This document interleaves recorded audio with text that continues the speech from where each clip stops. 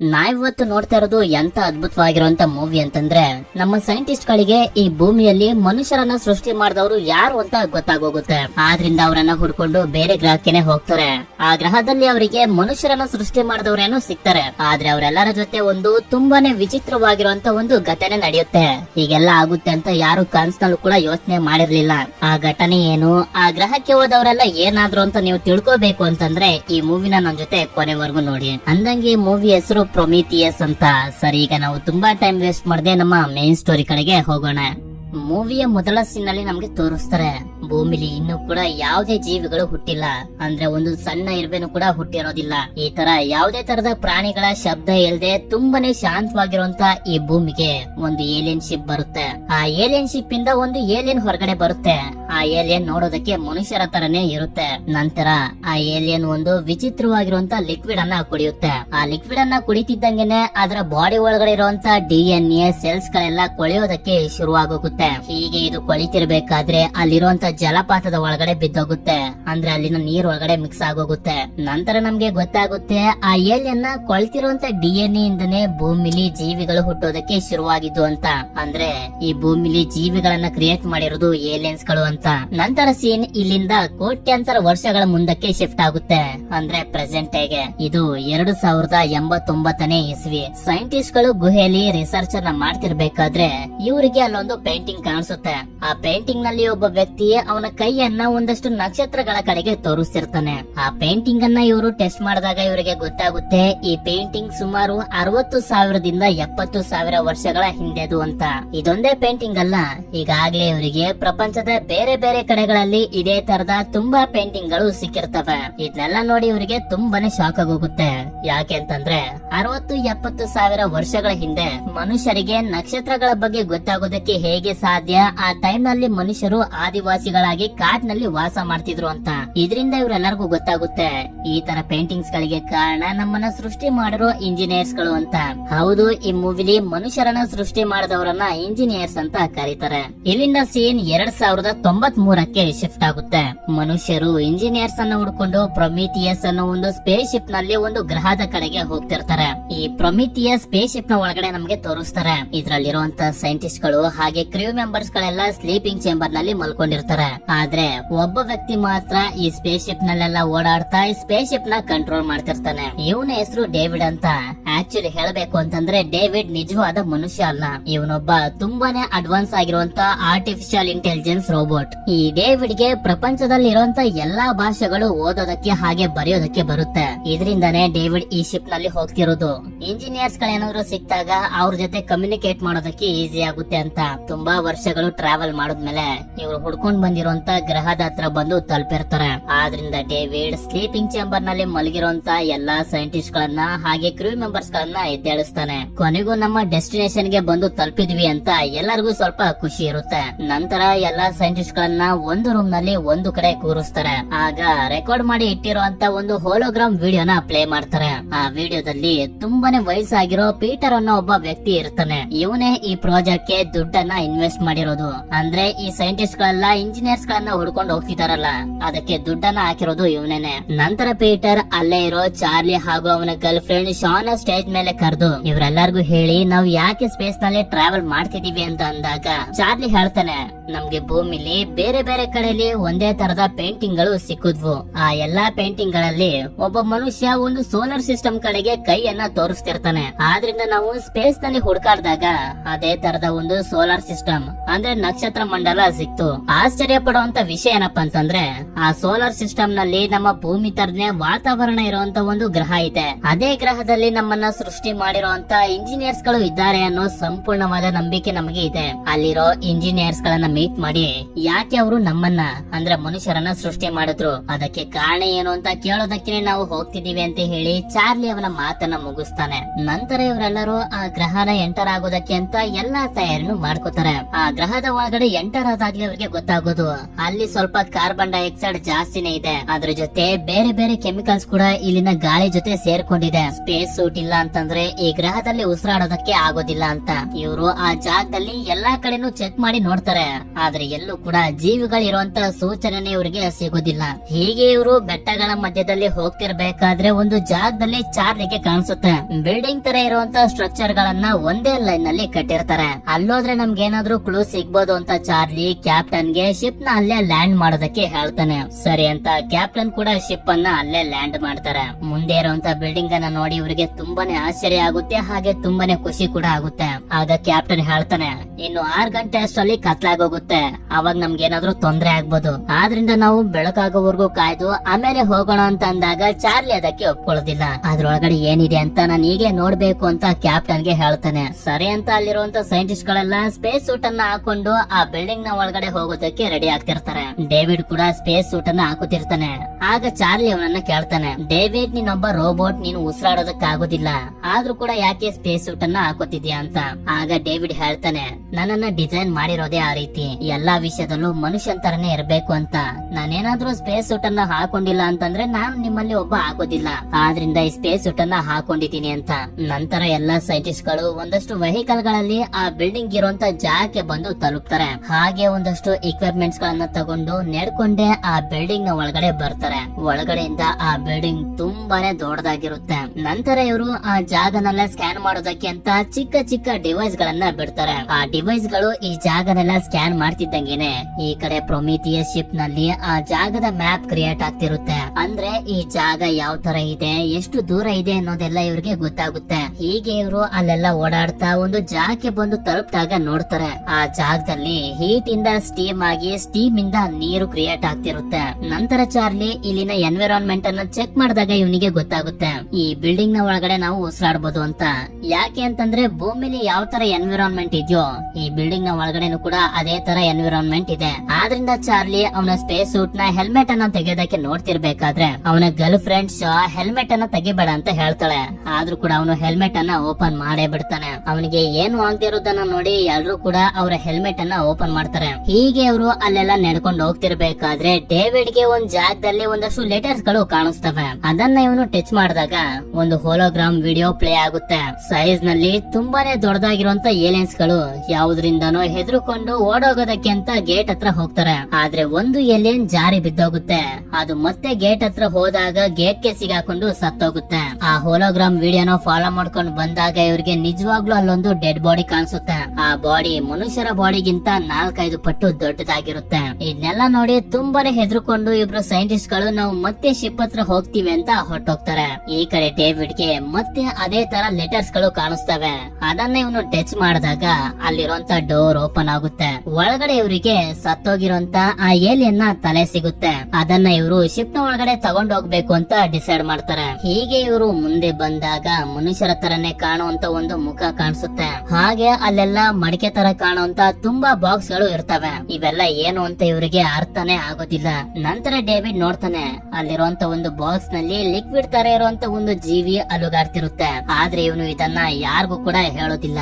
ಅದೇ ಸಮಯಕ್ಕೆ ಶಾನ್ ನೋಡ್ತಾಳೆ, ಆ ಜಾಗದಲ್ಲಿ ವಾತಾವರಣ ಚೇಂಜ್ ಆಗ್ತಿರುತ್ತೆ. ಅಂದ್ರೆ ಇವರು ಈ ರೂಮ್ ಡೋರ್ ಅನ್ನು ಓಪನ್ ಮಾಡಿರೋದ್ರಿಂದ ಹೊರಗಡೆ ಇರುವಂತ ವಾತಾವರಣ ಈ ರೂಮ್ ನ ಒಳಗಡೆ ಎಂಟರ್ ಆಗೋಗಿರುತ್ತೆ. ಇದರಿಂದಾನೇ ಆ ಬಾಕ್ಸ್ ನ ಒಳಗಡೆ ಇದ್ದಂತ ಜೀವಿ ಅಲುಗಾಡ್ತಿದ್ದು. ಅದೇ ಸಮಯಕ್ಕೆ ಇವರೆಲ್ಲರಿಗೂ ಶಿಪ್ ನಲ್ಲಿರೋರು ಹೇಳ್ತಾರೆ, ನಮ್ಮ ಕಡೆಗೆ ಒಂದು ದೊಡ್ಡ ಚಂಡಮಾರುತ ಬರ್ತಿದೆ, ಇನ್ನು 15 ನಿಮಿಷದಷ್ಟರಲ್ಲಿ ನಾವು ಡೋರ್ ಅನ್ನ ಕ್ಲೋಸ್ ಮಾಡ್ತೀವಿ, ಅಷ್ಟರಲ್ಲಿ ವಾಪಸ್ ಬನ್ನಿ ಅಂತ. ಸರಿ ಅಂತ ಇವರು ಕೂಡ ಆ ಏಲಿಯನ್ ತಲೆನ ಎತ್ಕೊಂಡು ಶಿಪ್ ನ ಒಳಗಡೆ ಹೋಗಿ ಎಲ್ಲಾ ರೆಡಿನೂ ಮಾಡ್ಕೋತಾರೆ. ಈ ಕಡೆ ಡೇವಿಡ್ ಯಾರಿಗೂ ಹೇಳ್ದೇನೆ ಅಲ್ಲಿರುವಂತ ಒಂದು ಬಾಕ್ಸ್ ಅನ್ನ ಅವನ ಜೊತೆನೆ ಶಿಪ್ ನ ಒಳಗಡೆ ತಗೊಂಡ್ ಹೋಗ್ತಾನೆ. ಇವರೆಲ್ಲ ಮತ್ತೆ ಶಿಪ್ ಹತ್ರ ಹೋಗ್ತಿರ್ಬೇಕಾದ್ರೆ ಆ ಭಯಂಕರವಾಗಿರುವಂತ ಚಂಡಮಾರುತನು ಕೂಡ ಇವ್ರ ಹಿಂದೆನೆ ಬರ್ತಿರುತ್ತೆ. ಹೀಗೆ ಇವರು ಹೋಗ್ತಿರ್ಬೇಕಾದ್ರೆ ಆ ಏಲಿಯನ್ ತಲೆ ಇರುವಂತ ಬ್ಯಾಗ್ ಕೆಳಗಡೆ ಬಿದ್ದೋಗುತ್ತೆ. ಅದನ್ನ ತಗೊಂಡ್ ಬರೋದಕ್ಕಿಂತ ಹೋಗಿ ಶಾ ಆ ಚಂಡಮಾರುತದ ಒಳಗಡೆ ಸಿಗಾಕೋಬಿಡ್ತಾಳೆ. ನಂತರ ಎಲ್ರು ಹೇಗೋ ಮಾಡಿ ತುಂಬಾ ಕಷ್ಟಪಟ್ಟು ಶಾನ ಆ ಚಂಡಮಾರುತದಿಂದ ಕಾಪಾಡಿ ಶಿಪ್ ನ ಒಳಗಡೆ ಕರ್ಕೊಂಡ್ ಬರ್ತಾರೆ. ಈ ಕಡೆ ನಮ್ಗೆ ಅದೇ ಬಿಲ್ಡಿಂಗ್ ನ ಒಳಗಡೆ ತೋರಿಸ್ತಾರೆ. ಆಗ್ಲೇ ಇಬ್ರು ಸೈಂಟಿಸ್ಟ್ ಗಳು ನಮ್ಗೆ ಹೆದರಿಕೆ ಆಗ್ತಿದೆ ಅಂತ ನಾವು ಮತ್ತೆ ಶಿಪ್ ಗೆ ಹೋಗ್ತೀವಿ ಅಂತ ಹೋದ್ರಲ್ಲ, ಅವರಿಬ್ರಿಗೂ ಹೊರಗಡೆ ಹೋಗೋದಕ್ಕೆ ದಾರಿ ಗೊತ್ತಾಗದೆ ಇನ್ನೂ ಕೂಡ ಇದೇ ಬಿಲ್ಡಿಂಗ್ ನಲ್ಲಿ ಓಡಾಡ್ತಿರ್ತಾರೆ. ಆಗ ಶಿಪ್ ನ ಕ್ಯಾಪ್ಟನ್ ಇವರನ್ನ ಕಾಂಟ್ಯಾಕ್ಟ್ ಮಾಡಿ ಹೇಳ್ತಾರೆ, ಹೊರಗಡೆ ಒಂದು ದೊಡ್ಡ ಚಂಡಮಾರುತ ಬಂದ್ಬಿಟ್ಟಿದೆ, ಇವತ್ತೊಂದಿನ ಅಲ್ಲೇ ಇರಿ, ನಾಳೆ ಬೆಳಗ್ಗೆನೆ ಬಂದು ನಿಮ್ಮನ್ನ ಕರ್ಕೊಂಡು ಹೋಗ್ತೀವಿ ಅಂತ. ಇನ್ನೇನ್ ಮಾಡೋದಂತ ಇವರಿಬ್ರು ಕೂಡ ಅಲ್ಲೇ ಓಡಾಡ್ಕೊಂಡು ಕಾಲನ್ನ ಕಳೆಯೋದಕ್ಕೆ ಶುರು ಮಾಡ್ತಾರೆ. ಈ ಕಡೆ ನಮ್ಗೆ ಶಿಪ್ ನಲ್ಲಿ ತೋರಿಸ್ತಾರೆ, ಇವರು ಆ ಬಿಲ್ಡಿಂಗ್ ನಿಂದ ಒಂದು ಏಲಿಯನ್ ತಲೆನ ತಗೊಂಡ್ ಬಂದಿದ್ರಲ್ಲ, ಆ ತಲೆನ ಇವರು ಟೆಸ್ಟ್ ಮಾಡೋದಕ್ಕೆ ಮುಂದಾದಾಗ ಇವರಿಗೆ ಗೊತ್ತಾಗುತ್ತೆ ಅದ್ರ ಮೇಲಿರೋದು ಒಂದು ಹೆಲ್ಮೆಟ್ ಅಂತ. ಆ ಹೆಲ್ಮೆಟ್ ಅನ್ನ ಇವರು ತೆಗ್ದಾಗ ಒಳಗಡೆ ಇರುವಂತ ತಲೆನ ನೋಡಿ ಇವರಿಗೆ ತುಂಬಾನೇ ಶಾಕ್ ಆಗೋಗುತ್ತೆ. ಯಾಕೆ ಅಂತಂದ್ರೆ ಆ ಏಲಿಯನ್ಸ್ ಗಳ ತಲೆ ನೋಡೋದಕ್ಕೆ ಮನುಷ್ಯರ ತರನೇ ಇರುತ್ತೆ. ನಂತರ ಇವರು ಆ ತಲೆಯ ನರ್ವಸ್ ಸಿಸ್ಟಮ್ ಗೆ ಶಾಕ್ ಕೊಡ್ಬೇಕು ಅಂತ ಡಿಸೈಡ್ ಮಾಡ್ತಾರೆ. ಯಾಕೆ ಅಂತಂದ್ರೆ ಆ ತಲೆನ ಮತ್ತೊಂದ್ಸಲ ಜೀವಂತಗೊಳಿಸಬಹುದು ಅಂತ. ಇವ್ರು ಅನ್ಕೊಂಡಂಗೆನೆ ಆಗುತ್ತೆ. ಶಾಕ್ ಕೊಟ್ಟಾಗ ಈ ಏಲಿಯನ್ ತಲೆ ಜೀವಂತಗೊಳ್ಳುತ್ತೆ. ಆದ್ರೆ ಸ್ವಲ್ಪ ಹೊತ್ತಿನ ನಂತರ ಏನೋ ಪ್ರಾಬ್ಲಮ್ ಆಗಿ ಆ ತಲೆನೇ ಬ್ಲಾಸ್ಟ್ ಆಗೋಗುತ್ತೆ. ನಂತರ ಇವರು ಆ ಏಲಿಯನ್ ಡಿಎನ್ಎ ನ ಹಾಗೆ ಮನುಷ್ಯರ ಡಿಎನ್ಎ ನ ಮ್ಯಾಚ್ ಮಾಡಿದಾಗ ಮತ್ತೊಂದು ಶಾಕ್ ಆದಿರುತ್ತೆ. ಯಾಕೆ ಅಂತಂದ್ರೆ ಎರಡು ಡಿಎನ್ಎ ಗಳು ಕೂಡ ಎಕ್ಸಾಕ್ಟ್ ಸೇಮ್ ಇರುತ್ತೆ. ಈ ಕಡೆ ನಮ್ಗೆ ಡೇವಿಡ್ ನ ತೋರಿಸ್ತಾರೆ. ಆ ಬಿಲ್ಡಿಂಗ್ ನಿಂದ ಒಂದು ಬಾಕ್ಸ್ ಅನ್ನ ತಗೊಂಡ್ ಬಂದಿದ್ನಲ್ಲ, ಅದನ್ನ ಓಪನ್ ಮಾಡಿ ನೋಡಿದಾಗ ಇವನಿಗೆ ಅದರಲ್ಲಿ ಏಲಿಯನ್ಸ್ ಗಳ ಡಿಎನ್ಎ ಸಿಗುತ್ತೆ. ಅಂದ್ರೆ ಇಂಜಿನಿಯರ್ಸ್ ಗಳು ಈ ಗ್ರಹದಲ್ಲಿ ಆ ಬಿಲ್ಡಿಂಗ್ ನ ಒಳಗಡೆ ಬೇರೆ ಬೇರೆ ತರಹದ ಜೀವಿಗಳನ್ನ ತಯಾರಿಸಿದ್ರು ಅಂತ. ನಂತರ ಡೇವಿಡ್ ಈ ಡಿಎನ್ಎ ಮನುಷ್ಯರ ಮೇಲೆ ಹೇಗೆ ಕೆಲಸ ಮಾಡುತ್ತೆ ಅಂತ ತಿಳ್ಕೋಬೇಕು ಅಂತ ಚಾರ್ಲಿ ಹತ್ರ ಬಂದು, ನಿಮ್ಗೆ ನಾನು ಡ್ರಿಂಕ್ಸ್ ಅನ್ನ ಕೊಡ್ತೀನಿ ಅಂತ ಆ ಡ್ರಿಂಕ್ಸ್ ನ ಒಳಗಡೆ ಡಿಎನ್ಎ ನ ಮಿಕ್ಸ್ ಮಾಡಿ ಅವನಿಗೆ ಕುಡಿಸ್ಬಿಡ್ತಾನೆ. ಚಾರ್ಲಿಗೂ ಪಾಪ ಏನು ಗೊತ್ತಿರೋದಿಲ್ಲ, ಅವನು ಕೂಡ ಸುಮ್ನೆ ಕುಡಿದು ಬಿಡ್ತಾನೆ. ಈ ಕಡೆ ಬಿಲ್ಡಿಂಗ್ ನ ಒಳಗಡೆ ಇಬ್ರು ಸೈಂಟಿಸ್ಟ್ ಗಳು ಇರ್ತಾರಲ್ಲ, ಅವರಿಗೆ ಒಂದು ಜಾಗದಲ್ಲಿ ಇಂಜಿನಿಯರ್ಸ್ ಗಳ ತುಂಬಾ ಡೆಡ್ ಬಾಡಿಗಳು ಸಿಗ್ತವೆ. ಹೀಗೆ ಇವರು ಅಲ್ಲೆಲ್ಲ ಓಡಾಡ್ತಾ ಏಲಿಯನ್ಸ್ ಗಳ ಡಿಎನ್ಎ ಇರುವಂತ ಜಾಗಕ್ಕೆ ಬಂದು ತಲುಪ್ತಾರೆ. ಅದೇ ಏಲಿಯನ್ಸ್ ಗಳ ಡಿಎನ್ಎ ಇರುವಂತ ಬಾಕ್ಸಸ್ ಗಳು ಇರ್ತಾವಲ್ಲ, ಅದೇ ಜಾಗಕ್ಕೆ. ಆ ಜಾಗದಲ್ಲಿ ಏನೋ ಓಡಾಡ್ತಿರೋ ತರ ಇವರಿಗೆ ಅನ್ಸುತ್ತೆ. ಹತ್ರ ಬಂದು ನೋಡಿದ್ರೆ ಹಾವಿನ ರೀತಿ ಇರುವಂತ ಒಂದು ಪ್ರಾಣಿ. ಇದು ಫ್ರೆಂಡ್ಲಿ ಅನಿಮಲ್ ಇರಬೇಕು ಅಂತ ಒಬ್ಬ ಸೈಂಟಿಸ್ಟ್ ಅದನ್ನ ಮುಟ್ಟೋದಕ್ಕೆ ಹೋಗ್ತಾನೆ. ಆದ್ರೆ ಅದು ಎಷ್ಟು ಭಯಂಕರವಾಗಿರುತ್ತೆ ಅಂತಂದ್ರೆ ಆ ಸೈಂಟಿಸ್ಟ್ ನ ಕೈಗೆ ಸುತ್ಕೊಂಡು ಅವನ ಕೈಯನ್ನೇ ಮುರಿದಾಕ್ಬಿಡುತ್ತೆ. ಇನ್ನೊಬ್ಬ ಸೈಂಟಿಸ್ಟ್ ಏಲಿಯನ್ ಗಳ ಡಿಎನ್ಎ ಮೇಲೆ ಬಿದ್ದು ಅವನು ಸತ್ತೋಗ್ತಾನೆ. ಈ ಕಡೆ ಹಾವಿನ ರೀತಿ ಇರುವಂತ ಆ ಜೀವಿ ಇವನನ್ನು ಕೂಡ ಸಾಯಿಸ್ಬಿಡುತ್ತೆ. ಈ ಕಡೆ ನಮ್ಗೆ ಪ್ರೊಮಿಥಿಯಸ್ ಶಿಪ್ ನಲ್ಲಿ ತೋರಿಸ್ತಾರೆ. ಚಾರ್ಲಿ ಆರೋಗ್ಯ ನಿಧಾನವಾಗಿ ಹಾಳಾಗೋದಕ್ಕೆ ಶುರುವಾಗುತ್ತೆ. ಯಾಕೆ ಅಂತಂದ್ರೆ ಡೇವಿಡ್ ಮಿಕ್ಸ್ ಮಾಡಿ ಕುಡಿಸಿರ್ತಾನಲ್ಲ ಏಲಿಯನ್ಸ್ ಗಳ ಡಿಎನ್ಎ, ಅದರಿಂದಾನೇ ಈ ರೀತಿ ಎಲ್ಲ ಆಗ್ತಿರೋದು. ನಂತರ ಎಲ್ರು ಎಲ್ಲಾ ತಯಾರಿನ ಮಾಡಿಕೊಂಡು ಆ ಬಿಲ್ಡಿಂಗ್ ನಲ್ಲಿರುವಂತ ಇಬ್ರು ಸೈಂಟಿಸ್ಟ್ ಗಳನ್ನ ಕರ್ಕೊಂಡ್ ಬರೋದಕ್ಕೆ ಅಂತ ಹೋಗ್ತಾರೆ. ಆ ಬಿಲ್ಡಿಂಗ್ ನ ಒಳಗಡೆ ಬಂದು ನೋಡ್ತಾರೆ, ಎಲ್ಲೂ ಕೂಡ ಆ ಇಬ್ರು ಸೈಂಟಿಸ್ಟ್ ಗಳು ಇವರಿಗೆ ಸಿಗೋದಿಲ್ಲ. ಹೀಗೆ ಇವರೆಲ್ಲ ಆ ಇಬ್ರು ಸೈಂಟಿಸ್ಟ್ ಗಳನ್ನ ಹುಡುಕ್ತಾ ಏಲಿಯನ್ಸ್ ಗಳ ಡಿಎನ್ಎ ಇರುವಂತ ರೂಮ್ ಗೆ ಬಂದು ತಲುಪ್ತಾರೆ. ಅಲ್ಲಿ ನೋಡಿದ್ರೆ ಆ ಇಬ್ರು ಸೈಂಟಿಸ್ಟ್ ಗಳು ತುಂಬಾನೇ ಭಯಂಕರವಾಗಿ ಸತ್ತು ಬಿದ್ದಿರ್ತಾರೆ. ಅಷ್ಟೇ ಅಲ್ಲ, ಚಾರ್ಲಿಯ ಹೆಲ್ತ್ ಕೂಡ ತುಂಬಾ ಕ್ರಿಟಿಕಲ್ ಸ್ಥಿತಿಗೆ ಹೊರಟೋಗುತ್ತೆ. ಆದ್ರಿಂದ ಇವರು ಚಾರ್ಲಿನ ಕರ್ಕೊಂಡು ಮತ್ತೆ ಶಿಪ್ ನ ಕಡೆಗೆ ಹೋಗ್ತಾರೆ. ಈ ಕಡೆ ಚಾರ್ಲಿ ಅದೇ ಬಿಲ್ಡಿಂಗ್ ನಲ್ಲಿ ಒಂದು ಸೀಕ್ರೆಟ್ ಆಗಿರುವಂತ ಜಾಗಕ್ಕೆ ಬಂದು ತಲುಪ್ತಾನೆ. ಆ ಜಾಗದ ಒಳಗಡೆ ಬಂದು ನೋಡಿದಾಗ ಅವನಿಗೆ ಗೊತ್ತಾಗುತ್ತೆ ಇದು ಯಾವುದೇ ತರದ ಬಿಲ್ಡಿಂಗ್ ಅಲ್ಲ, ಇದೊಂದು ಸ್ಪೇಸ್ ಶಿಪ್ ಅಂತ. ಆ ಜಾಗದಲ್ಲಿ ತುಂಬಾ ಸ್ಲೀಪಿಂಗ್ ಚೇಂಬರ್ಸ್ ಗಳೆಲ್ಲ ಇರ್ತವೆ. ನಂತರ ಇವನು ಅಲ್ಲಿಂದ ಮುಂದೆ ಬಂದಾಗ ಒಂದಷ್ಟು ಬಟನ್ಸ್ ಗಳು ಇವನಿಗೆ ಕಾಣಿಸ್ತವೆ. ಆ ಬಟನ್ಸ್ ಗಳನ್ನ ಇವನು ಪ್ರೆಸ್ ಮಾಡಿದಾಗ ಒಂದು ಹೋಲೋಗ್ರಾಮ್ ವಿಡಿಯೋ ಪ್ಲೇ ಆಗುತ್ತೆ. ಇಂಜಿನಿಯರ್ಸ್ ಗಳು ಬಂದು ಅಲ್ಲಿರುವಂತ ಒಂದು ಚೇರ್ ನ ಮೇಲೆ ಕುತ್ಕೊಂಡು ಒಂದಷ್ಟು ಬಟನ್ಸ್ ಗಳನ್ನ ಪ್ರೆಸ್ ಮಾಡ್ತಾರೆ. ಆಗ ಜಾಗದಲ್ಲಿ ಇಡೀ ಬ್ರಹ್ಮಾಂಡದ ಮ್ಯಾಪ್ ಬರುತ್ತೆ. ಆಗ ಅವನಿಗೆ ಗೊತ್ತಾಗುತ್ತೆ ಈ ಏಲಿಯನ್ಸ್ ಗಳು ಭೂಮಿಯ ಕಡೆಗೆ ಹೋಗ್ತಿದ್ದು, ಆದ್ರೆ ಏನೋ ಒಂದು ಪ್ರಾಬ್ಲಮ್ ಆಗಿ ಅವುಗಳು ಇಲ್ಲೇ ಸಿಗಾಕೋಬಿಟ್ಟು ಅಂತ. ಅಲ್ಲೇ ಇರೋ ಒಂದು ಸ್ಲೀಪಿಂಗ್ ಚೇಂಬರ್ ನ ಒಳಗಡೆ ನೋಡ್ತಾನೆ. ಆ ಇಂಜಿನಿಯರ್ಸ್ ಗಳಲ್ಲಿ ಒಂದು ಇಂಜಿನಿಯರ್ ಇನ್ನೂ ಕೂಡ ಬದುಕಿ ಇರ್ತಾನೆ. ಇಂಜಿನಿಯರ್ ಅಂತಂದ್ರೆ ಬೇರೆ ಏನು ಅಲ್ಲ, ಈ ಮನುಷ್ಯರನ್ನ ಸೃಷ್ಟಿ ಮಾಡಿರೋ ಏಲಿಯನ್ಸ್ ಗಳು ಅಷ್ಟೇ. ಈ ಕಡೆ ಎಲ್ರು ಚಾರ್ಲಿನ ಕರ್ಕೊಂಡು ಟ್ರೀಟ್ಮೆಂಟ್ ಅನ್ನ ಕೊಡೋದಕ್ಕೆ ಅಂತ ಶಿಪ್ ಗೆ ಕರ್ಕೊಂಡು ಬರ್ತಾರೆ. ಆದ್ರೆ ಶಿಪ್ ನ ಹೆಡ್ ಆಫೀಸರ್ ವಿಕಾಸ್ ಚಾರ್ಲಿನ ಒಳಗಡೆ ಬರೋದಕ್ಕೆ ಬಿಡೋದಿಲ್ಲ. ಅವನು ಇನ್ಫೆಕ್ಟ್ ಆಗಿದ್ದಾನೆ, ಅವನನ್ನ ಸಾಯಿಸ್ಬೇಕು ಅಂತ ಅಂತಿರ್ತಾಳೆ. ಆದ್ರೆ ಇದು ಅಲ್ಲಿರುವಂತ ಯಾರಿಗೂ ಕೂಡ ಒಪ್ಪಿಗೆ ಇರೋದಿಲ್ಲ. ಹೀಗೆ ಇವರ ಮಧ್ಯೆ ಎಲ್ಲ ಜಗಳ ಆಗೋದಕ್ಕೆ ಶುರು ಆಗುತ್ತೆ. ಇಷ್ಟೊತ್ತಿಗೆ ಚಾರ್ಲಿಗೆ ಅರ್ಥ ಆಗೋಗಿರುತ್ತೆ ಅವನ ಪ್ರಾಣ ಉಳಿಯೋದು ತುಂಬಾನೇ ಕಷ್ಟ ಅಂತ.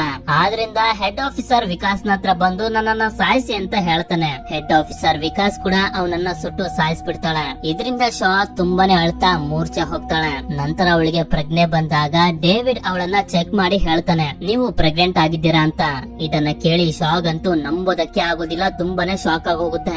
ಆಕ್ಚುಲಿ ಇಲ್ಲಿ ಏನಾಗಿದೆ ಅಂತಂದ್ರೆ ಡೇವಿಡ್ ಚಾರ್ಲಿಗೆ ಏಲಿಯನ್ಸ್ ಗಳ ಡಿಎನ್ಎ ನ ಮಿಕ್ಸ್ ಮಾಡಿ ಕುಡಿಸಿದ್ನಲ್ಲ, ಆದ್ರಿಂದ ಆ ಏಲಿಯನ್ ಅಂಶ ಚಾರ್ಲಿಂದ ಟ್ರಾನ್ಸ್ಫರ್ ಆಗಿ ಶಾನ ಹೊಟ್ಟೆಲೆ ಬೆಳಿತಿರುತ್ತೆ. ಅಷ್ಟೇ ಅಲ್ಲ, ಇವಳ ಹೊಟ್ಟೆ ಒಳಗಡೆ ಇರುವಂತ ಆ ಏಲಿಯನ್ ತುಂಬಾನೇ ವೇಗವಾಗಿ ಬೆಳಿತಿರುತ್ತೆ. ಇದನ್ನ ನನ್ನ ಹೊಟ್ಟೆಯಿಂದ ತೆಗಿ ಅಂತ ಶಾ ಡೇವಿಡ್ ಗೆ ಹೇಳ್ತಿರ್ಬೇಕಾದ್ರೆ ಅವಳಿಗೆ ಹೊಟ್ಟೆ ನೋವು ಶುರು ಆಗೋಗುತ್ತೆ.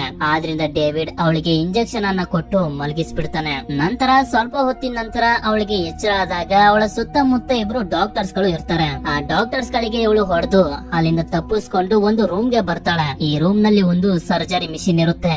ಈ ಮಿಷಿನ್ ಇಂದ ಯಾವುದೇ ತರದ ಆಪರೇಷನ್ ಕೂಡ ಮಾಡಬಹುದು. ಶಾ ಆ ಮಿಷಿನ್ ನ ಒಳಗಡೆ ಹೋಗಿ ಅದಕ್ಕೆ ಕಮಾಂಡ್ ಅನ್ನ ಕೊಡ್ತಾಳೆ, ಆಪರೇಷನ್ ಅನ್ನ ಮಾಡಿ ನನ್ನ ಹೊಟ್ಟೆ ಒಳಗಡೆ ಇರುವಂತ ಆ ಜೀವಿನ ಹೊರಗಡೆ ತೆಗಿ ಅಂತ. ಸರ್ಜರಿ ಮಷಿನ್ ಕೂಡ ಅದ್ರ ಕೆಲಸನ ಸ್ಟಾರ್ಟ್ ಮಾಡುತ್ತೆ. ಕೆಲವೇ ಕೆಲವು ಸೆಕೆಂಡ್ ಗಳಲ್ಲಿ ಆಪರೇಷನ್ ಅನ್ನ ಮಾಡಿ ಅವಳ ಹೊಟ್ಟೆ ಒಳಗಡೆ ಇರುವಂತ ಏಲಿಯನ್ ಅನ್ನ ಹೊರಗಡೆ ತೆಗೆಯುತ್ತೆ. ನಂತರ ಶಾ ಆ ಏಲಿಯನ್ ಅನ್ನ ಅದೇ ಮಷಿನ್ ಒಳಗಡೆ ಕೂಡ ಹಾಕಿ ಆ ರೂಮ್ ಮನೆ ಲಾಕ್ ಮಾಡ್ಕೊಂಡು ಹೊರಗಡೆ ಓಡ್ ಬಂದ್ಬಿಡ್ತಾಳೆ. ಆಗ್ಲೇ ಆ ಬಿಲ್ಡಿಂಗ್ ನ ಒಳಗಡೆ ಇಬ್ರು ಸೈಂಟಿಸ್ಟ್ ಗಳನ್ನ ಏಲಿಯನ್ ಸಾಯಿಸ್ಬಿಡ್ತಾಳ.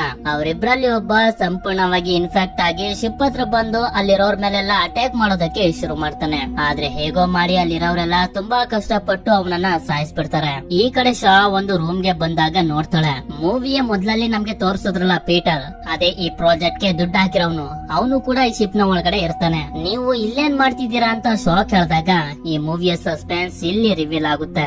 ಆಕ್ಚುಲಿ ಇವರೆಲ್ಲ ಇಲ್ಲಿಗೆ ಬಂದಿರೋದಕ್ಕೆ ಕಾರಣ ಏನಪ್ಪಾ ಅಂತಂದ್ರೆ ಈ ಪೀಟರ್ ಗೆ ಈಗ 100 ವರ್ಷ, ಇನ್ನೇನು ಸಾಯೋದ್ರಲ್ಲಿ ಇರ್ತಾನೆ. ಅದೇ ಸಮಯಕ್ಕೆ ಚಾರ್ಲಿ ಹಾಗೂ ಶಾ ಇವನಿಗೆ ಸಿಕ್ಕಿದ್ರು. ನಮ್ಮ ಮನುಷ್ಯರನ್ನ ಯಾರು ಸೃಷ್ಟಿ ಮಾಡಿದಾರೋ ಅವರನ್ನ ಹುಡುಕಿದ್ರೆ ಅವರು ನಮ್ಮ ಆಯಸ್ಸನ್ನ ಜಾಸ್ತಿನೂ ಮಾಡಬಹುದು ಅಥವಾ ನಮ್ಗೆ ಸಾವೇ ಬರ್ದೇ ರೀತಿ ಮಾಡಬಹುದು ಅಂತ ಪೀಟರ್ ಗೆ ಚಾರ್ಲಿ ಹಾಗೂ ಶಾ ಇಂದ ಗೊತ್ತಾಗುತ್ತೆ. ಆದ್ರಿಂದಾನೇ ಇವನು ಈ ಪ್ರಾಜೆಕ್ಟ್ ಗೆ ದುಡ್ಡನ್ನ ಹಾಕಿರೋದು. ಇಂಜಿನಿಯರ್ಸ್ ಗಳೇನಾದ್ರೂ ಸಿಕ್ಕಿದ್ರೆ ಅವರಿಂದ ನನಗೆ ಆಯಸ್ಸು ಜಾಸ್ತಿ ಆಗುತ್ತೆ, ಸಾವೇ ಇರೋದಿಲ್ಲ ಅಂತ.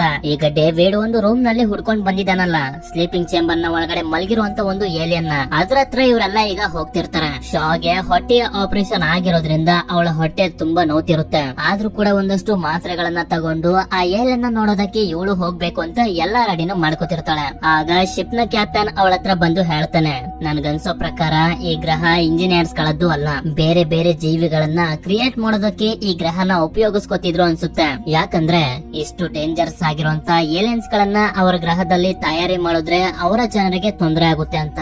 ಇಲ್ಲೇ ನಮ್ಗೆ ಗೊತ್ತಾಗುತ್ತೆ ಹೆಡ್ ಆಫೀಸರ್ ವಿಕಾಸ್ ಇರ್ತಾಳಲ್ಲ, ಅವಳು ಪೀಟರ್ ನ ಮಗಳು ಅಂತ.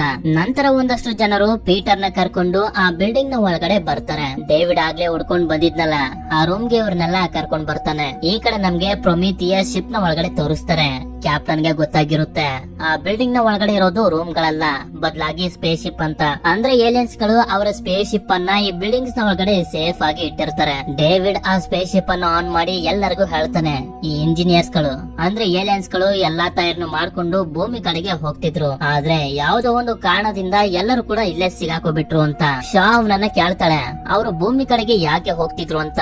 ಆಗ ಅವನು ಹೇಳ್ತಾನೆ, ಇಂಜಿನಿಯರ್ಸ್ ಗಳು ಹೊಸ ಹೊಸ ಜೀವಿಗಳನ್ನ ಸೃಷ್ಟಿ ಮಾಡ್ತಿದ್ರು, ಆದ್ರಿಂದ ಈಗಾಗ್ಲೇ ಸೃಷ್ಟಿ ಮಾಡಿರುವಂತ ಮನುಷ್ಯರನ್ನ ನಾಶ ಮಾಡೋದಕ್ಕೆ ಅಂತ. ಇದನ್ನ ಕೇಳಿ ಶಾಗೆ ತುಂಬಾನೇ ಶಾಕ್ ಆಗೋಗುತ್ತೆ. ಇಂಜಿನಿಯರ್ಸ್ ಗಳು ಮನುಷ್ಯರನ್ನೇ ಯಾಕೆ ಸಾಯಿಸ್ಬೇಕು ಅಂತ ಇವಳಿಗೆ ಅರ್ಥನೇ ಆಗೋದಿಲ್ಲ. ನಂತರ ಡೇವಿಡ್ ಆ ಸ್ಲೀಪಿಂಗ್ ಚೇಂಬರ್ ಒಳಗಡೆ ಮಲಗಿರುವಂತ ಆ ಏಲಿಯನ್ ಅನ್ನ ಎದ್ದೇಳಿಸ್ತಾನೆ. ಆ ಏಲಿಯನ್ ಇವರನ್ನೆಲ್ಲ ತುಂಬಾನೇ ಆಶ್ಚರ್ಯದಿಂದ ನೋಡ್ತಿರುತ್ತೆ. ಆಗ ಪೀಟರ್ ಡೇವಿಡ್ ನ ಕೇಳೋದಕ್ಕೆ ಹೇಳ್ತಾನೆ, ಮನುಷ್ಯರ ಆಯಸ್ಸನ್ನ ಜಾಸ್ತಿ ಮಾಡೋದು ಹೇಗೆ ಕೇಳು ಅಂತ.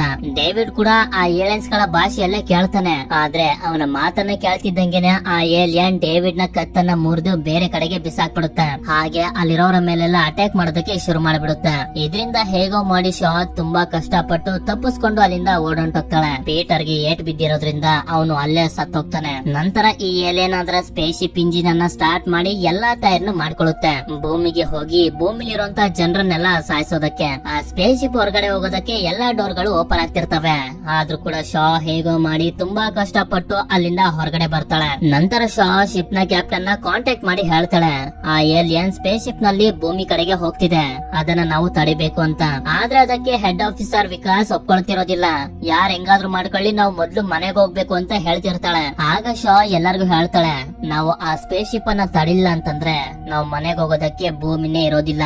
ಯಾಕೆ ಅಂತಂದ್ರೆ ಆ ಏಲಿಯನ್ ಭೂಮಿಯ ಮೇಲೆ ಅಟ್ಯಾಕ್ ಮಾಡೋದಕ್ಕೆ ಹೋಗ್ತಿದೆ ಅಂತ. ಇದನ್ನ ಕೇಳಿ ಶಿಪ್ ನ ಕ್ಯಾಪ್ಟನ್ ಹಾಗೂ ಪೈಲಟ್ಸ್ ಗಳು ಆ ಏಲಿಯನ್ ಶಿಪ್ ಅನ್ನ ತಡಿಬೇಕು ಅಂತ ಡಿಸೈಡ್ ಮಾಡ್ತಾರೆ. ಆದ್ರೆ ವಿಕಾಸ್ ಅದಕ್ಕೆ ಒಪ್ಕೊಳ್ಳೋದಿಲ್ಲ. ಅಲ್ಲಿಂದ ಹೊರಗಡೆ ಹೋಗ್ಬೇಕು ಅಂತ ಸ್ಪೇಸ್ ಸೂಟ್ ಅನ್ನ ಹಾಕುತ್ತಿರ್ತಾಳೆ. ಈ ಕಡೆ ನಮ್ಗೆ ತೋರಿಸ್ತಾರೆ ಆ ಏಲಿಯನ್ ಶಿಪ್ ಹೊರಗಡೆ ಬಂದು ಭೂಮಿ ಕಡೆಗೆ ಹೋಗೋದಕ್ಕೆ ಎಲ್ಲಾ ತಯಾರಿನೂ ಮಾಡ್ಕೊತಿರುತ್ತೆ. ಶಿಪ್ ನ ಕ್ಯಾಪ್ಟನ್ ಶಾಗೋಸ್ಕರ ಅಂತ ಒಂದು ಸಣ್ಣ ಸ್ಪೇಸ್ ಶಿಪ್ ಅನ್ನ ಹೊರಗಡೆ ಬಿಟ್ಬಿಡ್ತಾನೆ. ವಿಕಾಸ್ ಕೂಡ ಸ್ಪೇಸ್ ಸೂಟ್ ಅನ್ನ ಹಾಕೊಂಡು ಪ್ರೊಮಿಥಿಯ ಶಿಪ್ ಇಂದಾನೆ ಹೊರಗಡೆ ಬಂದ್ಬಿಡ್ತಾಳೆ. ಈ ಕಡೆ ಕ್ಯಾಪ್ಟನ್ ಹಾಗೂ ಪೈಲಟ್ಸ್ ಗಳು ನಮ್ಮ ಭೂಮಿನ ನಾವು ಕಾಪಾಡಲೇಬೇಕು ಅಂತ ಅವರ ಸ್ಪೇಸ್ ಶಿಪ್ ಅನ್ನ ತಗೊಂಡೋಗಿ ಏಲಿಯನ್ ಸ್ಪೇಸ್ ಶಿಪ್ ಗೆ ಕ್ರಾಶ್ ಮಾಡ್ಬಿಡ್ತಾರೆ. ಇದರಿಂದ ಅಲ್ಲೊಂದು ದೊಡ್ಡ ಬ್ಲಾಸ್ಟ್ ಆಗಿ ಪ್ರೊಮಿಥಿಯ ಶಿಪ್ ನಾಶ ಆಗೋಗುತ್ತೆ. ಆದ್ರೆ ಆ ಏಲಿಯನ್ ಶಿಪ್ ಮಾತ್ರ ಅಷ್ಟೊಂದು ಡ್ಯಾಮೇಜ್ ಆಗಿರೋದಿಲ್ಲ. ಯಾಕೆ ಅಂತಂದ್ರೆ ಅದು ಅಷ್ಟು ದೊಡ್ಡದಾಗಿರುತ್ತೆ, ಹಾಗೆ ಸ್ಟ್ರಾಂಗ್ ಆಗಿರುತ್ತೆ. ಆ ಏಲಿಯನ್ ಶಿಪ್ ಶಾ ಹಾಗೂ ವಿಕಾಸ್ ನ ಮೇಲೆ ಬೀಳೋದಕ್ಕೆ ಬರ್ತಿರುತ್ತೆ. ಆದ್ರಿಂದ ಇವರಿಬ್ರು ಓಡೋದಕ್ಕೆ ಶುರು ಮಾಡ್ತಾರೆ. ವಿಕಾಸ್ ಆ ಸ್ಪೇಸ್ ಶಿಪ್ ನ ಕೆಳಗಡೆ ಸಿಕ್ಕಿ ಸತ್ತೋಗ್ತಾಳೆ. ಆದ್ರೆ ಹೇಗೋ ಮಾಡಿ ಶಾ ಅದರಿಂದ ತಪ್ಪಿಸ್ಕೊಂಡು ಹೊರಗಡೆ ಬಂದ್ಬಿಡ್ತಾಳೆ. ಈಗ ಈ ಗ್ರಹದಲ್ಲಿ ಶಾನ ಬಿಟ್ರೆ ಇನ್ಯಾವ ಮನುಷ್ಯರು ಕೂಡ ಉಳಿದಿರೋದಿಲ್ಲ. ಇವಳು ಚಾರ್ಲಿನ ನೆನ್ಸ್ಕೊಂಡು ಅಳ್ತಿರ್ಬೇಕಾದ್ರೆ ಡೇವಿಡ್ ಇವಳನ್ನ ಕಾಂಟ್ಯಾಕ್ಟ್ ಮಾಡಿ ಹೇಳ್ತಾನೆ, ಶಾ ನನ್ಗೆ ಪ್ಲೀಸ್ ಸಹಾಯನ ಮಾಡು ಅಂತ. ಆಗ ಶಾ ಹೇಳ್ತಾಳೆ, ನಾನ್ಯಾಕ್ ನಿನ್ಗೆ ಸಹಾಯ ಮಾಡ್ಬೇಕು ಅಂತ. ಆಗ ಡೇವಿಡ್ ಹೇಳ್ತಾನೆ, ಇಲ್ಲಿ ತುಂಬಾನೇ ಸ್ಪೇಸ್ ಶಿಪ್ ಗಳಿವೆ, ಅವನ್ನ ನನ್ಗೆ ಓಡಿಸೋದಕ್ಕೆ ಬರುತ್ತೆ, ನಾನ್ ನಿನ್ನ ಮತ್ತೆ ಭೂಮಿ ಕರ್ಕೊಂಡು ಹೋಗ್ತೀನಿ ಅಂತ. ಶಾ ಕೂಡ ಸರಿ ಅಂತ ಹೇಳಿ ಒಂದು ವೆಹಿಕಲ್ ನ ತಗೊಂಡು ಆ ಬಿಲ್ಡಿಂಗ್ ಹತ್ರ ಬರ್ತಾಳೆ. ನಂತರ ಇವಳು ಡೇವಿಡ್ ಹತ್ರ ಬಂದು ಕೇಳ್ತಾಳೆ, ನಿನಗೆ ಏಲಿಯನ್ ಶಿಪ್ ಅನ್ನ ಓಡಿಸೋದಕ್ಕೆ ಬರುತ್ತಾ ಅಂತ.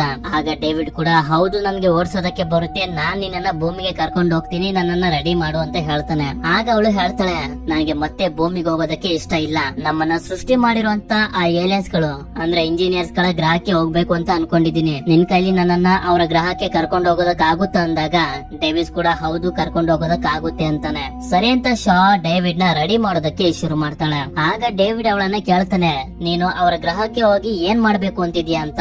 ಆಗ ಶಾ ಹೇಳ್ತಾಳೆ, ನಮ್ಮನ್ನ ಕ್ರಿಯೇಟ್ ಮಾಡಿರೋರು ಕೂಡ ಇಂಜಿನಿಯರ್ಸ್ ಗಳೇ, ಆದ್ರೆ ಅವರು ನಮ್ಮನ್ನ ಸಾಯಿಸೋದಕ್ಕೆ ನೋಡ್ತಿದ್ದಾರೆ, ಅವರು ಯಾಕೆ ನಮ್ಮನ್ನ ಸಾಯಿಸೋದಕ್ಕೆ ನೋಡ್ತಿದ್ದಾರೆ ಅನ್ನೋದಕ್ಕೆ ನನ್ಗೆ ರೀಸನ್ ಗೊತ್ತಾಗ್ಬೇಕು, ಆದ್ರಿಂದ ನಾನು ಅವರ ಗ್ರಹಕ್ಕೆ ಹೋಗ್ತೀನಿ, ಇದ್ರ ರೀಸನ್ ಅನ್ನ ತಿಳ್ಕೊತೀನಿ ಅಂತ ಅಂದಾಗ ಡೇವಿಸ್ ಕೂಡ ಸರಿ ಅಂತ ಹೇಳ್ತಾನೆ. ನಂತರ ನಮ್ಗೆ ತೋರಿಸ್ತಾರೆ ಡೇವಿಡ್ ಹಾಗೂ ಶಾ ಒಂದು ಏಲಿಯನ್ ಶಿಪ್ ಅನ್ನ ತಗೊಂಡು ಏಲಿಯನ್ಸ್ ಗಳ ಗ್ರಹನ ಹುಡ್ಕೊಂಡು ಹೋಗ್ತಾರೆ, ಅಂದ್ರೆ ಆ ಇಂಜಿನಿಯರ್ಸ್ ಗಳ ಗ್ರಹನ ಹುಡ್ಕೊಂಡು ಹೋಗ್ತಾರೆ. ಇಲ್ಲಿಗೆ ಈ ಮೂವಿ ಎಂಡ್ ಆಗುತ್ತೆ. ಈ ಮೂವಿದು ಪಾರ್ಟ್ 2 ಕೂಡ ಇದೆ.